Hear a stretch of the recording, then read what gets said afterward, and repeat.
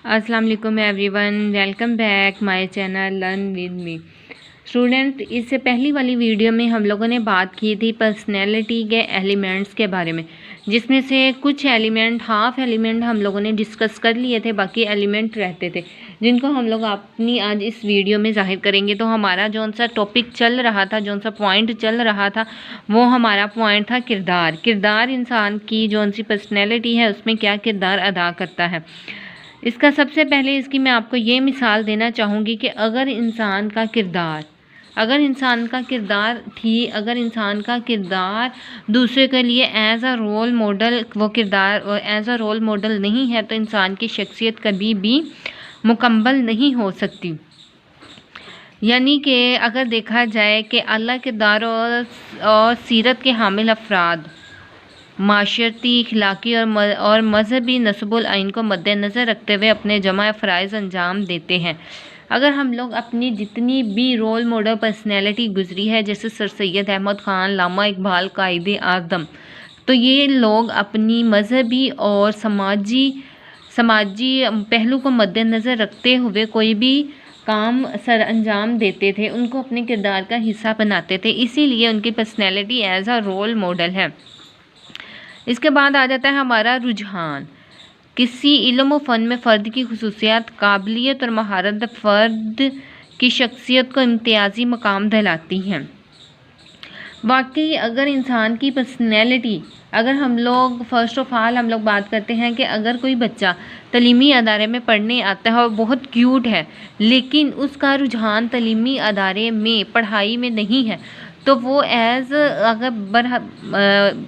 उसकी हमें पर्सनैलिटी तो अच्छी लगती है, लेकिन उसकी पर्सनैलिटी में ये खामी मौजूद है कि उसका रुझान तलीम की तरफ नहीं आता। इसलिए अपनी शख्सियत को मुकम्मल बनाने के लिए इंसान का रुझान, उसकी मेंटली हेल्थ और उसका किरदार और उसकी ज़हनी सलाहियत, इन सारी चीज़ों का होना उसके लिए बहुत ज़रूरी है।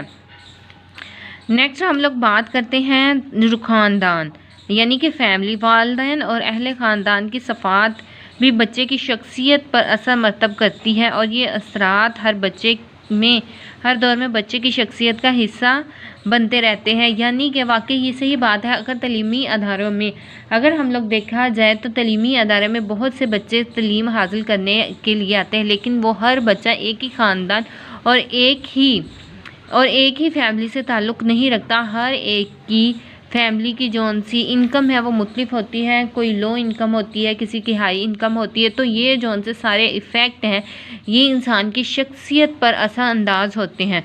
तो इसमें वालिदैन का ये किरदार होना चाहिए कि वो अपने बच्चे की शख्सियत की इस तरह तरबियत करे कि ये जौन से उसके ख़ानदानी पहलू है ये इसकी शख्सियत और तलीमी पहलू में असरअंदाज ना करें। एक इंसान की शख्सियत, एक मुकम्मल इंसान की शख्सियत में ज़रूरी है कि उसकी ख़ानदान के असरात उसकी ज़िंदगी के किसी भी पहलू में वो वाज़िया नज़र ना आए।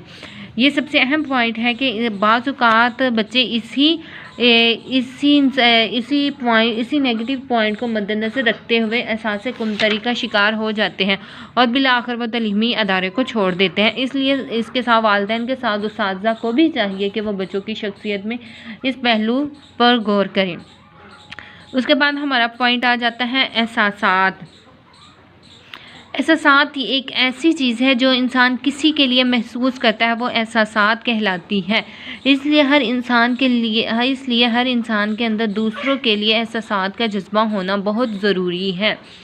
ज़रूरी है कि ये जज्बा पॉजिटिव वे में हो, नेगेटिव वे में इस जज्बे को ख़त्म कर दिया जाए। अगर इंसान के अंदर पॉजिटिव वे में दूसरों के लिए मदद करने का जज्बा पैदा होगा तो डेफिनेटली उसकी जौन सी पर्सनैलिटी है वो ग्रो करेगी। तो इसलिए इंसान की पर्सनैलिटी में एहसासात का जज्बा पॉजिटिवली तौर पर होना चाहिए, और इसके लिए ज़रूरी है कि उस्ताज़ा तलीमी अदारों में अपने बच्चों के साथ शफ़क़त और प्यार और मोहब्बत से पेश आए, और इनको दूसरों के साथ भी अगर उस्ताज़ा अपने बच्चों के साथ बेहतर तौर पर उनके लिए एहसासात का जज्बा पैदा नहीं करेंगे तो बच्चों के अंदर ये जज्बा ख़त्म हो जाएगा।